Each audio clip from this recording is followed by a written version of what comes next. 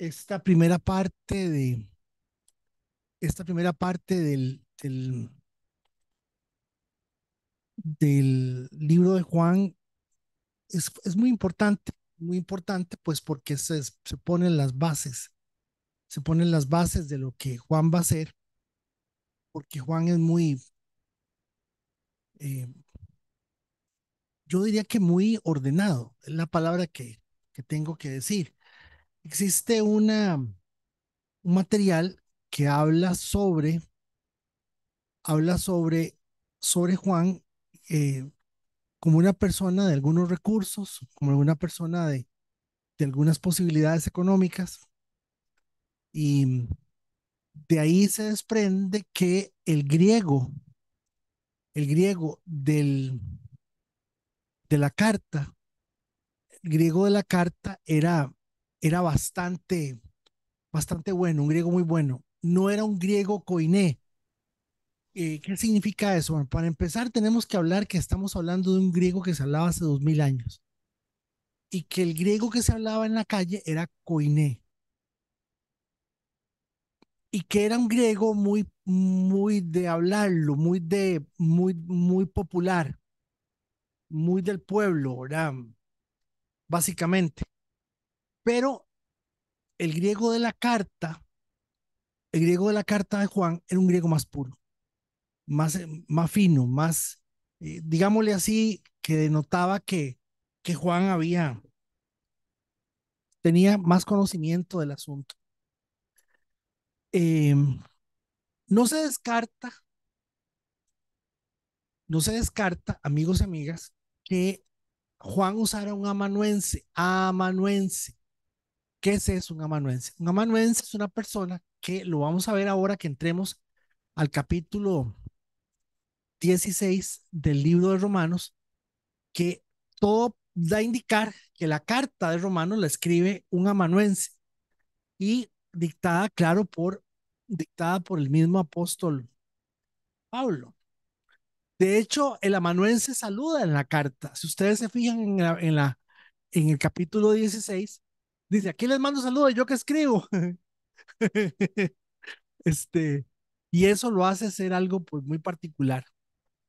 ¿Por qué? Bueno, pues porque lo que sucedía era que es muy probable em, que el apóstol hablara, estuviera caminando y le dijera, no, no, espere, no ponga eso, no ponga eso, espera, ponga, ponga, no toda la gente, entonces se ve como que más bien Pablo está pensando bien a detalle lo que se está escribiendo.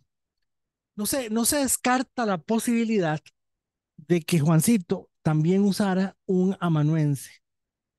Entonces, hermanos, este libro de Juan es un libro que tiene cositas que yo mejor les voy a decir una cosa, mejor que le entramos despacito, eh, para no, para aprovechar bien y pues lógicamente uno espera que ustedes en la casa, eh, cuando tengan esa disposición, pues vayan repasando, ¿verdad? Vayan repasando la, por lo menos el texto bíblico, ¿verdad? Y no dejen pasar los detalles, inclusive si hay algún detalle importante que lo escriban y eso lo tengan muy presente, muy presente. Hace una semana que tuvimos el estudio, por lo menos lo que estamos haciendo, llegamos hasta el versículo 5 y el versículo 5 dice, la luz brilla en la oscuridad y la oscuridad jamás podrá apagarla. Entonces, fíjense ustedes, muchachos y muchachas, que que esta luz brilla en la oscuridad y, y nada podrá apagarla, no es cualquier afirmación, porque obviamente tuvimos que ver la semana pasada, tuvimos que ver que que, que, Juan se toma prestado prácticamente los cinco primeros versículos del libro de Génesis. Sí, los toma prestados a partir de los cinco primeros versículos, Juan hace la introducción que se va desde el versículo 1 hasta el versículo 18, que se llama prólogo, así se llama prólogo. Entonces, fíjense ustedes que lo que en esencia nos viene planteando Juan es que ese verbo, que era Dios, que estaba con Dios, eh, que es la palabra, es Cristo. Y también nos está planteando que esa luz que alumbra a los hombres, no se puede apagar. Y eso es muy importante. Eso es muy importante porque lo vimos y Lady hizo un comentario muy bonito la semana pasada con relación a este texto. Entonces dijo que haya luz y hubo luz. Dios vio que la luz era buena, luego separó la luz de la oscuridad y aquí esta separación de la luz de la oscuridad es exactamente donde la luz queda en una condición que no puede ser apagada. Ahora, si bien es cierto, estoy hablando de un concepto muy básico, luz, y estoy hablando de no puede ser apagada, todos ustedes están entendiendo, pero, pero resulta que esto tiene otra connotación que en lo que estamos avanzando, vamos a poderlo, vamos a lo vamos a poder desmenuzar para poderlo entender mejor. ¿Qué es lo que Juan quiere que nosotros vayamos entendiendo? Que Dios es el Dios que crea al hablar, que al crear, que al crear, todo lo creado se crea por Cristo y en Cristo, y Cristo es creador. ¿Qué más? Que la palabra produce luz y que aquí es donde yo les digo, ¿dónde está la religión? ¿Dónde está, hágase evangélico, hágase católico? Si está diciendo que la palabra nos produce luz, lo que nos está diciendo es que cualquiera que no tenga la palabra vive en una oscuridad en su vida. Y el tema de la oscuridad en la vida, no estamos hablando de que sea una oscuridad perceptible, es una oscuridad en que la persona piensa que está bien, en que la persona piensa que está bien y lamentablemente, muy lamentablemente, es, hermanos, es una situación muy triste, muy, muy triste. ¿Cómo hace uno para explicarle la vida a una persona que no tiene la luz de Dios? Es sumamente triste. Y noten que básicamente la condición es Dios es creador, la palabra es la luz de nuestra vida, la palabra es Cristo, la palabra es luz, la luz es Cristo y que definitivamente lo que está haciendo es una separación entre lo que el mundo ve como, como lo que supuestamente es y lo que Dios dice que realmente es la vida. Eh, no quiero no quiero correr, pero sí necesito que me entiendan que él no está hablando de que usted tenga un bonito pensamiento, de que usted piense bonito. Él está hablando de que la vida suya únicamente va a cobrar valor cuando usted la interprete a partir de la vida del Señor. Con estas guitarritas aquí de fondo, vemos lo que les dije hoy hace 8. Pablo también lo aclara hablándole a a los colosenses y les dice, Cristo es la imagen visible, Cristo es la imagen visible del Dios invisible. Él ya existía antes de que las cosas fueran creadas y es supremo sobre toda la creación. Lo refuerza, Pablo lo refuerza, Pablo lo aclara, Pablo nos enseña todavía mejor que Él es la imagen visible del Dios invisible. Nos está diciendo Él es Dios. Y por esa razón es que yo necesito que ustedes me capten, ustedes me entiendan, que bajo ninguna circunstancia yo estoy tratando de hablar de, de un asunto meramente de algo paralelo a a la vida de cada uno de nosotros. Colosenses 1:16, que por medio de él, Cristo, Dios creó todo lo que existe en los lugares celestiales, en la tierra, hizo las cosas que podemos ver y las que no podemos ver. Vean qué interesante. Hizo las cosas que vemos y las cosas que no vemos. O sea, hay algo que está creado, que no lo podemos ver, tales como tronos, reinos, gobernantes, autoridades del mundo invisible. Todo fue creado por medio de él y para él. Vean qué texto más revelador también de Pablo, escrito a los colosenses. Colosenses. Primera de Corintios 8:6. Para nosotros no hay más que un solo Dios, el Padre de quien todo procede, para el cual vivimos y no hay más que un solo Señor, es decir, Jesucristo, por quien todo existe y por medio del cual vivimos. Entonces estamos entendiendo que Juan dice que Él es luz, que Él es el creador, que Él es la palabra y que Dios de una forma majestuosamente bella, al pronunciar, al decir hágase la luz, hágase todo, todo ha sido creado por la boca y por la mano del Señor, y que el agente creador es Cristo. Hebreos 1:2, ya lo hemos estudiado este texto varias veces en estos últimos días, nos ha hablado por el Hijo, a quien constituyó heredero de todo y por quien asimismo hizo el universo. Entonces, eh, cuando usted tenga alguna duda de para qué usted vino a este mundo, ojalá usted pueda recordar estos textos. Que si todo está hecho para Él, todo está hecho por Él, todo está hecho para todo tiene que ver con Él, pues lógicamente usted y yo también.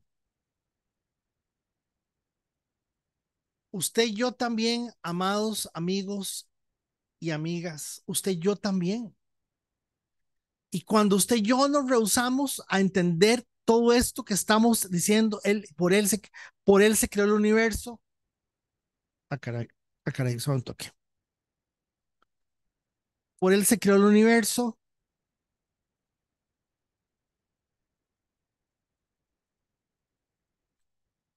Eh, ¿De quién? Para nosotros no hay más que un solo Dios, el Padre de quien todo procede, para el cual vivimos y no hay más que un solo Señor, es decir, Jesucristo, por quien todo existe y por medio del cual vivimos. O sea, yo creo que esto que Juan está haciendo, al iniciar en la forma en que lo está haciendo para que nosotros entendamos que no es un invento de la religión, y que no se trata de que usted tiene la oportunidad de ser evangélico y como es de olivo verde, doble puntaje, ¿me entiende? Este, no, no se trata de eso.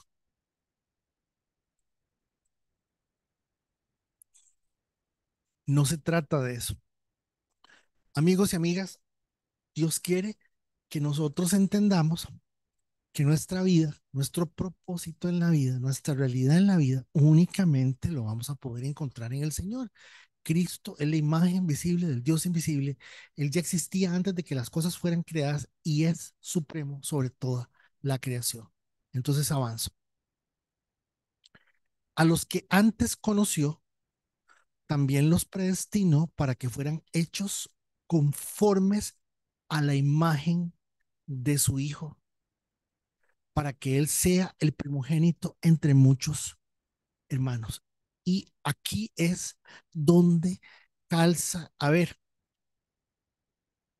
donde todos tenemos que entender que aquí está la, el eslabón perdido que nos tiene que hacer entender de que cuando Él habla de luz, cuando Él habla de la palabra, cuando Él habla de la vida, lo que nos está diciendo es, van a ser las tres cosas que toda la vida vas a estar buscando. Vas a estar buscando la vida, Vas a estar buscando la verdad, tu cabeza va a estar buscando la verdad y vas a estar buscando luz. Eso es lo que nos está diciendo. Entonces nos dice, y únicamente usted lo va a poder encontrar cuando entiende que la luz resplandece en las tinieblas y las tinieblas no la dominaron, pero que las tinieblas, que la luz es el Señor. ¿Por qué? Porque nosotros tenemos que entendernos, tenemos que tener claro que el sueño de Dios, su sueño es hagamos al hombre con nuestra luz, con nuestra vida y a nuestra semejanza, como nosotros estamos diciendo que es. Ahora sí me están captando, sí me están captando, sí me están no quiero decir entendiendo porque no se usa, pero sí quisiera que podamos darnos cuenta que nuestra vida, el sentido de nuestra vida, la realidad de nuestra vida es únicamente que Dios esté. Por eso Por eso no podemos quedarnos viendo las cosas únicamente desde la perspectiva de, eh, ah, de la prosperidad, de que nos van a ayudar y nos van a comprar un carro nuevo, o nos van a comprar una casa nueva, no, no, no. Tenemos que verlo desde la perspectiva de que Dios se ha quebrado la cabeza para que nosotros tengamos la luz, tengamos la vida y nosotros seamos los portadores de la palabra, de la verdad, que es Cristo. En ese sentido lo podemos ver como la verdad y portadores de Cristo. No sé, me gustaría aquí hacer un pequeño paréntesis, este, hacer un pequeño paréntesis y escuchar a alguien si hay alguna duda hasta aquí, en lo que vamos avanzando del capítulo uno del libro de Juan. No sé si alguno tiene un comentario o algo, si está claro que lo que el Señor está haciendo es que por eso Juan entra hablando de que Él es la luz de los hombres. ¿Cuántos de ustedes tienen la luz? Para hacerlo rápido, en Él estaba la vida. ¿Cuántos de ustedes tienen la vida de Él? ¿Verdad? Y esto es lo que esencialmente Él está tratando de plantear. ¿Hay alguna observación o algún comentario, alguna duda hasta aquí? Eh, que se ve también en Génesis cuando el Señor dice, hagamos al hombre a nuestra imagen, conforme a nuestra semejanza.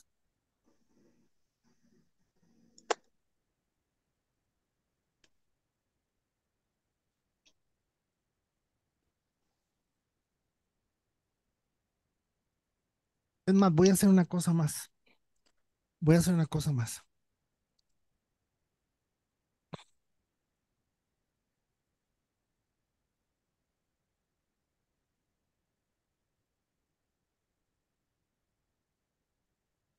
Les dije, llegamos al 5 y el 5 la luz resplandece en las tinieblas y las tinieblas no la dominaron.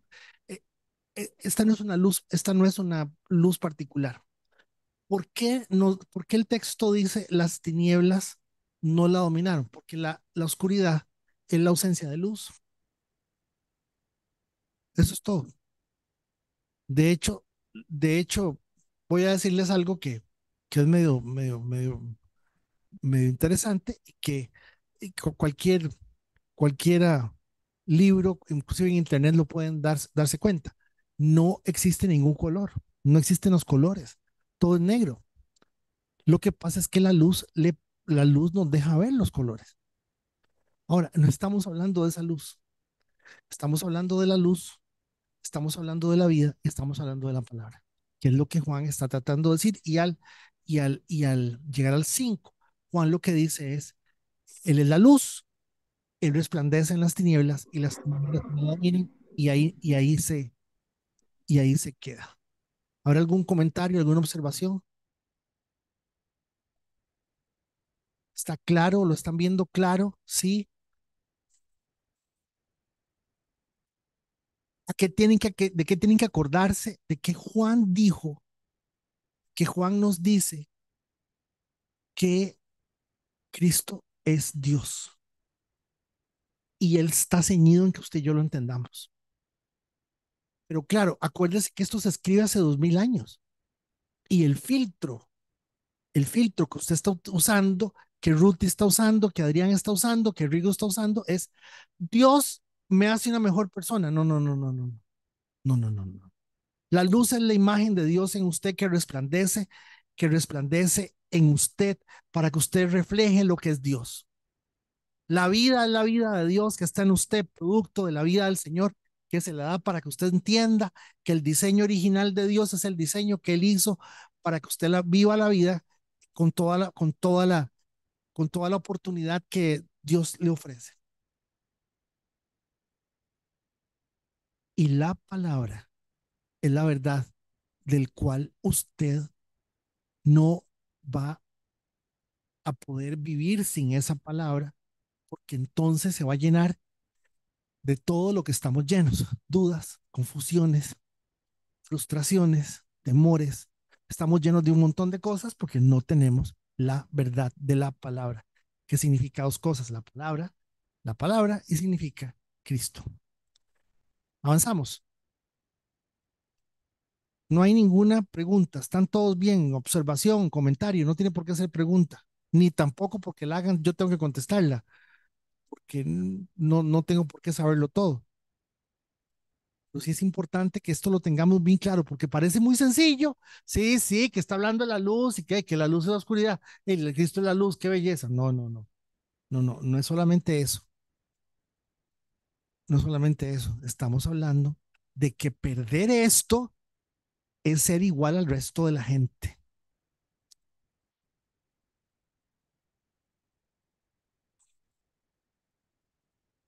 Hoy conversaba con una señora y ella me preguntaba, ¿cómo es posible que hablando de otra persona, hablando de otra persona, me decía, ¿cómo es posible que, que esta persona haya sido absorbida tanto por algo? Bueno, pues exactamente.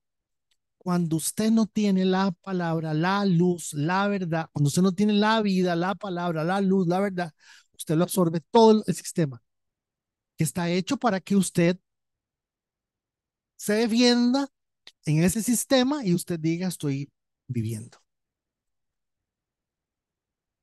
Versículo, versículo 6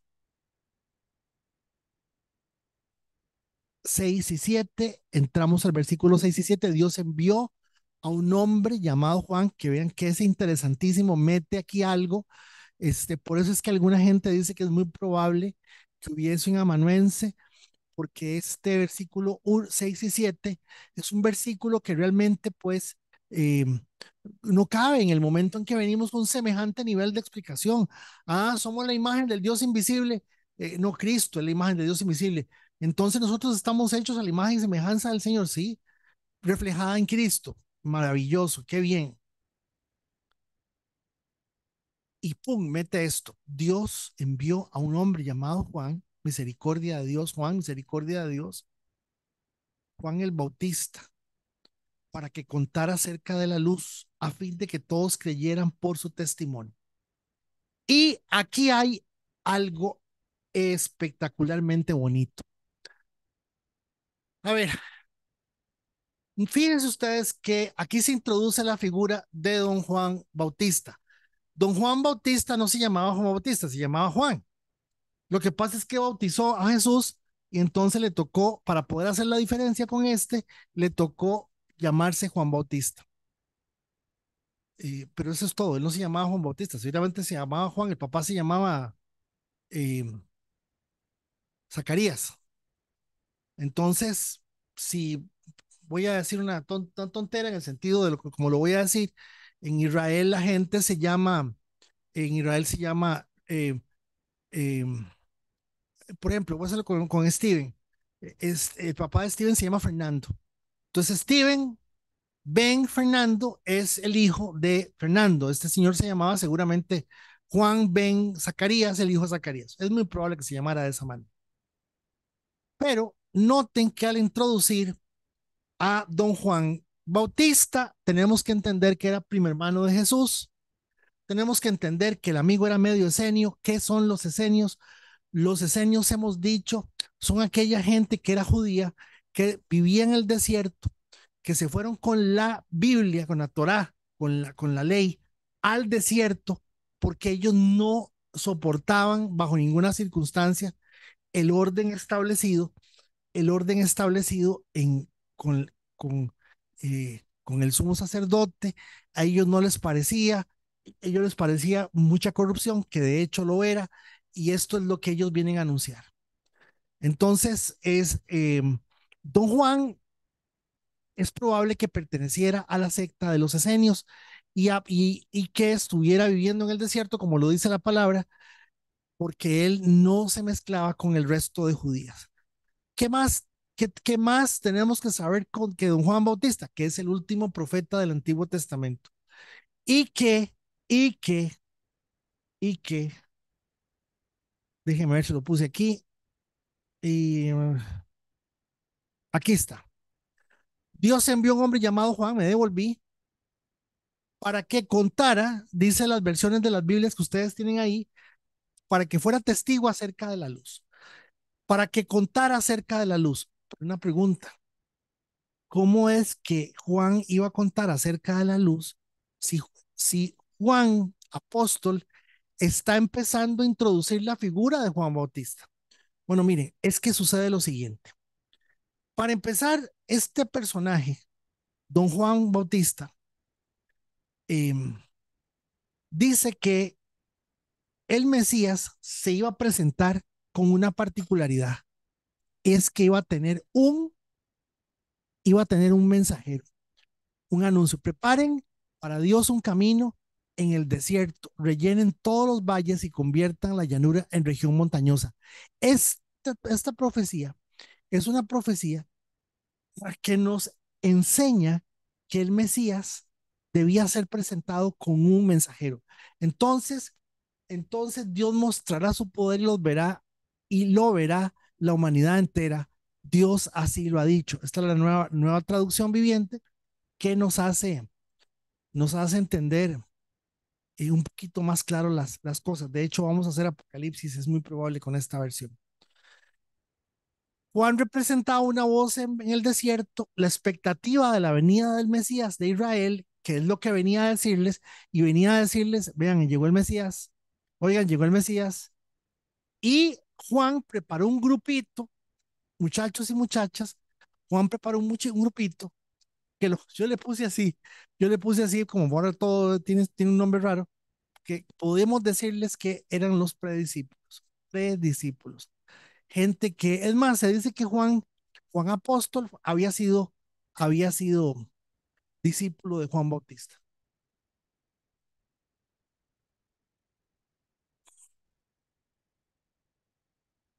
Perdónenme, pero tengo sed. Pongamos esto aquí. A ver,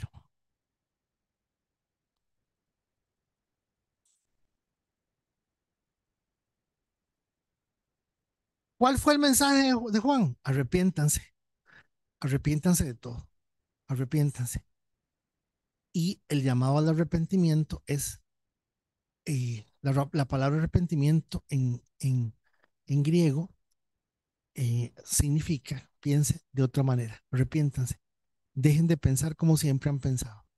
Eso es lo que originalmente planteaba Juancito. Verso 8. Entonces viene Juan Apóstol y aclara que Juan no era la luz, era solo un testigo para hablar de la luz. Este texto está bien misterioso.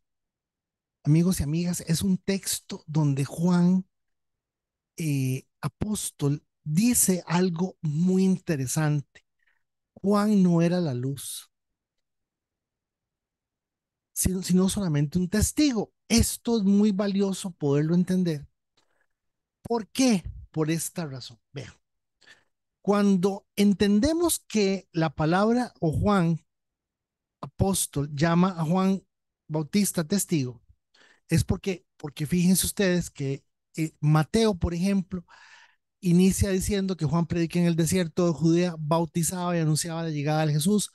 Jesús habla sobre Juan elogiándolo, explicando su papel en el plan de Dios, diciendo que nunca habrá un hombre tan grande como él en el reino de los cielos. Sin embargo, cualquiera en el reino de los cielos más pequeño, Juan el Bautista va a ser más pequeño que él. Se habla de la muerte de Juan en el libro de Mateo, eh, de la muerte de Juan, de Juan Bautista en manos de Herodes. Ahí tenemos a Mateo hablando de Juan. Viene Marcos. Dice que Juan predica en el arrepentimiento y bautiza en el Jordán. Marcos cuenta el momento de la detención y muerte de Juan el Bautista por orden de Herodes.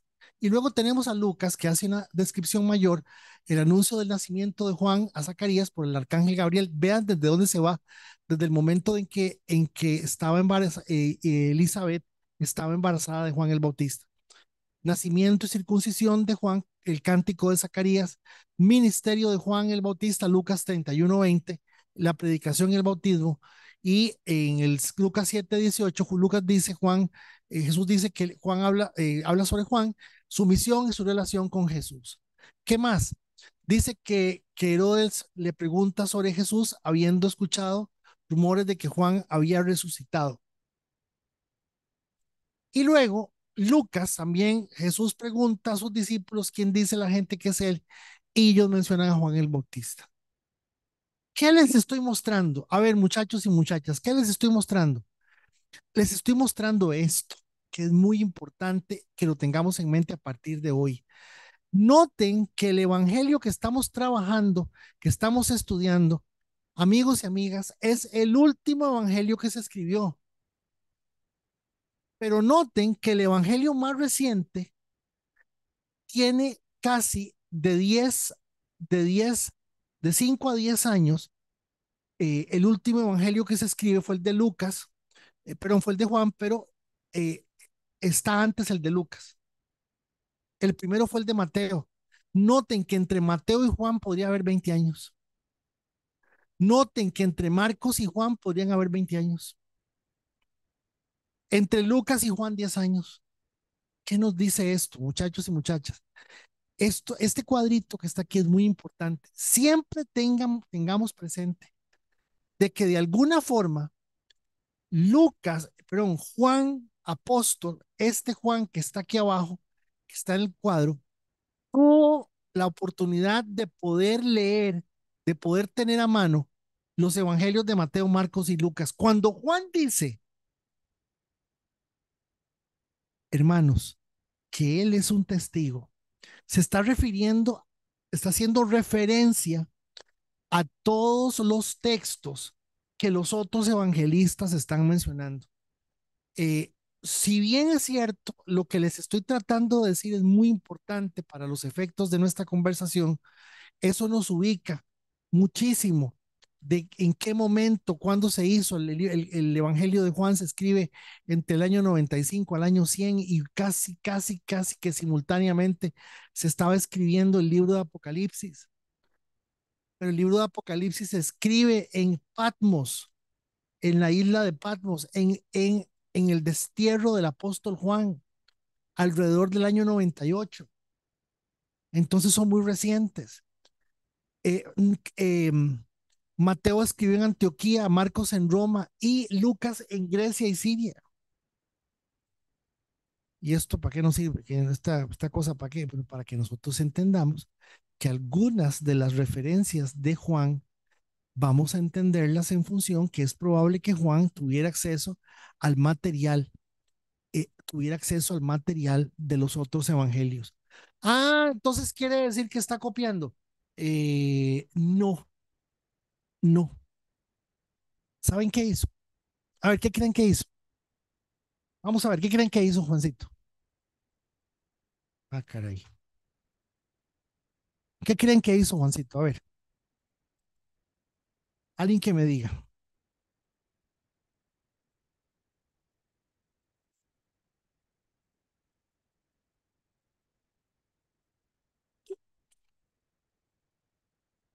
A ver, ¿qué se imaginan que hizo Juan?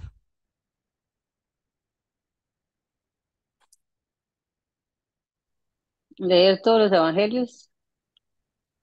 Sí, sí, es. es, hay un 98% de coincidencia en los especialistas que dicen que sí tuvo la oportunidad de leer Mateo, Marcos y Lucas.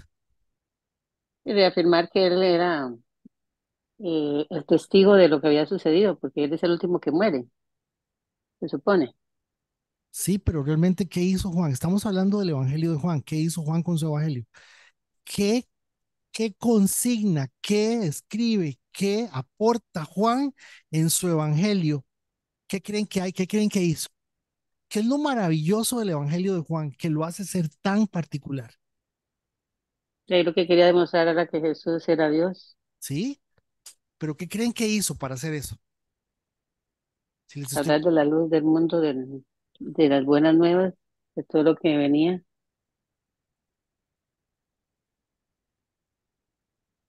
Claro, eso, ese es el fin. ¿Pero qué creen ustedes que Juan hizo diferente a Lucas, a Marcos y a Mateo? A ver, ¿qué creen que hizo? Diferente. Ahí les di una pista.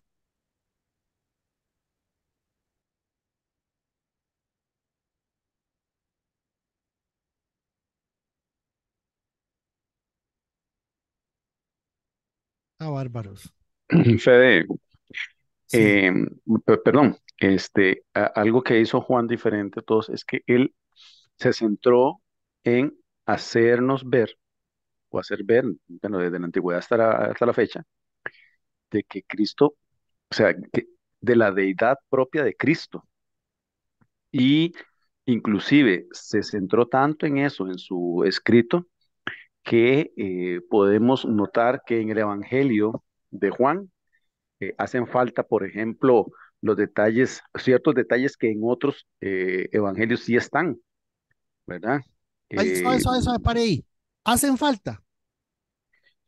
no, ¿Hacen no falta? hacen falta.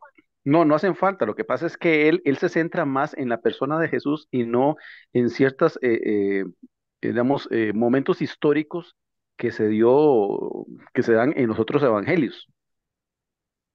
Chicos, Me parece a mí, con todo respeto, ¿verdad? es lo importantísimo, lo está diciendo Steven, no hacen falta. Él vio los evangelios y escribió lo que los otros no escribieron. Por eso los tres evangelios, Mateo, Marcos y Lucas, se llaman evangelios sinópticos, relacionales. El de Juan no. Juan se dio a la tarea de armar una obra tan majestuosamente bien hecha.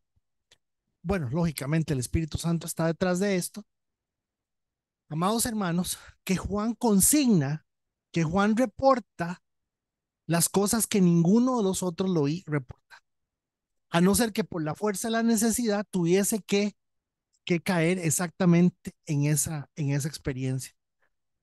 Tomando en cuenta que, tomando en cuenta que, hermanos, tomando en cuenta que él era testigo presencial de lo que estaba sucediendo. Entonces, fíjense que por esa razón, cuando yo le estoy leyendo a usted este texto, que me estoy yendo aquí para atrás, aquí va. Y Juan dice, vean, pero ustedes saben que Juan Bautista no era la luz. Él no era la luz, era un testigo. Este es uno de esos textos donde él dice, pues, ustedes quieren saber por qué Juan Bautista es testigo, léanse Mateo, a Marcos y a Lucas, para decirlo así bien chancho, bien feo, para que ustedes me entiendan. ¿Me doy a entender? Sí. Entonces, esto que dice Steven, ¿hace falta? No, no, todo lo contrario. Él complementa exactamente a partir del trabajo de los otros, exactamente lo que él ve, no que hizo falta, sino que construye la experiencia de la vivencia personal como testigo, contando lo que otros ya habían contado, sin contar lo que otros ya habían contado. Entonces, ahí me devuelvo. Entonces, sigo hablando de Juan el Bautista. Dice Jesús, desde los días en que Juan el Bautista comenzó a predicar hasta ahora, el reino del cielo ha venido avanzando con fuerza y gente violenta está atacando, porque todos los profetas y la ley profetizaron hasta Juan, hablando de que Juan es el último de los profetas. Pero también Juan dice la palabra que era el Elías que tenía que venir previo a Jesús. y si quieren aceptar mi palabra, vean, es Jesús hablando, citado por Mateo, y si quieren aceptar mi palabra, Juan es el Elías que había de venir, que es una de las broncas que hay con el tema del asunto de la venida del Señor, que tiene que venir Elías primero. Mucha gente, mucho cristiano dice que antes, que no va a haber arrebatamiento de la iglesia ni desenlace de las cosas, no va a haber por motivo de que Elías no ha venido. Pero aquí Jesús está viniendo, Jesús está diciendo que Elías, que Juan está eh, eh, representando el espíritu de Elías, que es una de las profecías que estaban ahí. ¿Cuál era la profecía? Malaquías 4:5. Yo les envío al profeta Elías antes que venga el día del Señor grande y terrible. Entonces, como el día del Señor grande y terrible puede referirse a la primera venida del Señor o a la segunda, hay una de discusiones, pero Jesús dijo que Juan era el espíritu de Elías, se reflejaba en Juan. Entonces, entramos al versículo 9. Y aquí vuelve a retomar la idea del prólogo que Juan trae. Aquel que es la luz verdadera, quien da luz a todos, venía al mundo. Aquel, verso 9, aquel que es la luz verdadera, quien da luz a todos, venía al mundo. Vino al mundo que él había creado, pero el mundo no lo reconoció. Y claro, aquí es donde yo les digo a ustedes que por favor pónganme atención cuando yo les digo que Dios nunca, nunca, nunca, nunca está tratando de meternos en ninguna religión. No está metiéndonos en una, no, Dios quiere que nosotros tengamos una mentalidad clara de que las cosas funcionan a partir de la presencia de Dios en todo sentido. Y eso es fundamental, amigos y amigas. Cuando nosotros estamos hablando de que el mundo no recibe al Señor, es porque Cristo es ajeno al mundo, el Señor es ajeno al mundo. Sí, porque Él era muy bueno y muy puro. Yo no estoy hablando de eso, hermanos, yo estoy hablando de que la forma en que el Señor interpreta la vida es muy, muy sencilla. Éxito es una persona que estudió bastante, que ha viajado por muchos países, que aparte de eso es una persona que tiene propiedades y eso es éxito. De todos los que estamos aquí, incluyendo este servidor, tenemos ese pensamiento de una u otra manera. Jesús dice, éxito es conocerlo a Él. Entonces, cuando estamos boqueando que ya nos quedan 20 segundos de vida, ¿qué decimos? No, me voy contento de que me voy con el Señor, o sea, hasta ese momento. Entendiendo que la vida, muchachos y muchachas, damas y caballeros, es aquello que ha sido creado por el Señor, lo que el Señor creó está en manos del maligno, por un lado, y por otro lado, en manos del mundo, de la gente que ha desarrollado sus propias ideas de éxito y ha desarrollado sus propias ideas de consumo y ha desarrollado sus propias ideas de productividad. Y al ser así, nosotros pensamos, porque yo soy así, que mi hijo tiene que estudiar y sacar buenas notas y ser un excelente alumno y luego sacar una carrera y ser licenciado. Y cuando ya sea licenciado, ya es un buen muchacho, ya es una buena, excelente persona. Este, él no le interesa a Dios para ni papa, pero él es un profesional.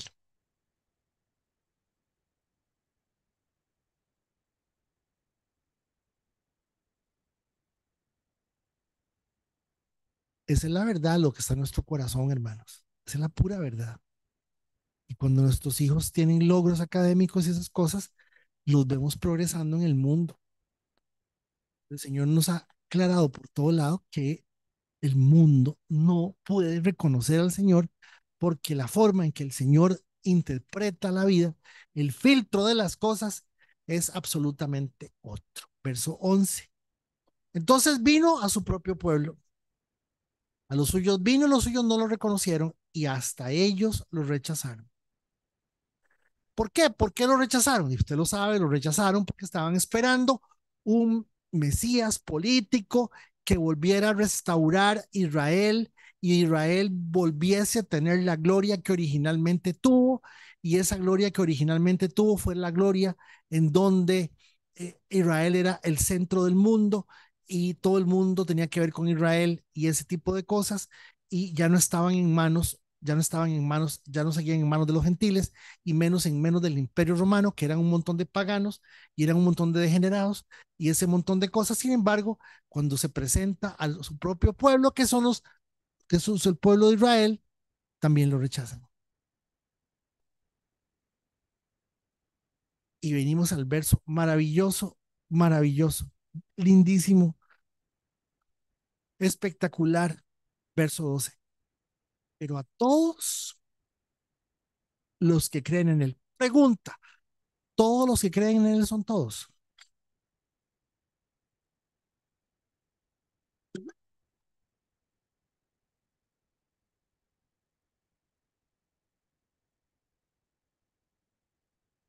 Todos los que creyeron en él. Cuando dice todos son todos, no, ese todos es condicional. Dice, pero a todos se creyeron y todos creen, ¿no? Y los recibieron, les dio el derecho de llegar a ser hijos de Dios. Este es un texto maravilloso que nos enseña muchísimo, que a todo aquel que lo recibió le dio el derecho de llegar a ser, es un derecho. ¿Por qué es un derecho? Que el Hijo de Dios va a ver lo que nadie más ve.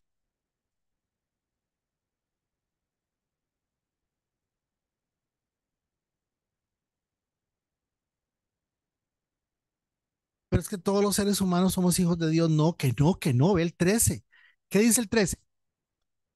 Estas personas no nacen de nuevo mediante un nacimiento físico como resultado de la pasión o de la iniciativa humana, sino por medio de un nacimiento que proviene de Dios. Nueva versión, nueva traducción viviente. Me gusta esta forma de presentarlo. Ellos no nacen de nuevo mediante, no mediante un nacimiento físico como resultado de la pasión o la iniciativa humana, sino por medio de un nacimiento que proviene de Dios. Y aquí empieza el misterio eh, de la salvación y el nuevo nacimiento o el reflejo del nuevo nacimiento. Atención, atención, muchachos y muchachas, el nuevo nacimiento es aquí donde se da, aquí en esta tierra.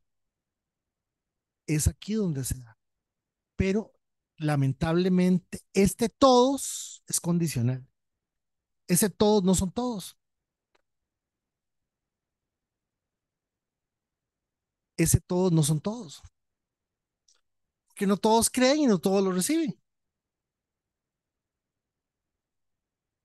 Los escucho. Comentarios, observaciones.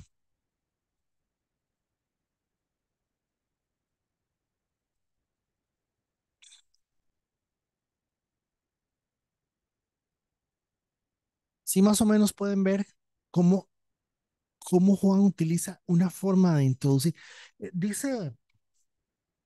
Dice John MacArthur que a él lo que lo volvió loco de Juan es que Juan dice unas cosas sí, extremadamente profundas con tres palabrillas así bien. Y entonces el verbo es Dios. Y claro, quedamos todos chupando dedo completamente perdidos, ¿verdad? Juan es bien profundo. A ver, ¿algún comentario, alguna observación? Amados hermanos, ¿qué piensan? Aquí avanzamos hasta el versículo 13 del capítulo 1.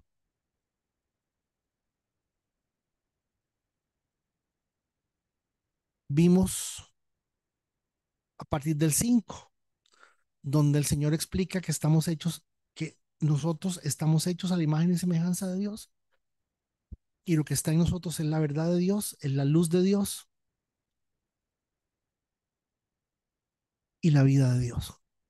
Vimos que Juan el Bautista es el Elías prometido, que tenía el espíritu de Elías, pero que también nos hace y nos muestra algo fascinante, y es que Juan se especializó en hacer su evangelio.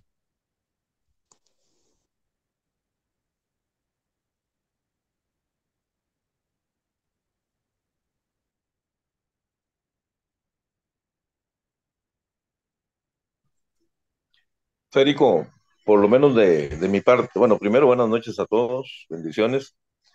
Eh, en estos 13 versículos hemos aprendido que Juan tiene una forma peculiar de hablar, de que a veces se nos enreda un poquito, pero una vez que le agarramos el hilo de lo que es la luz, de cómo nos lleva hacia atrás, digo, hasta Génesis, para luego volvernos a traer a la realidad de ese momento.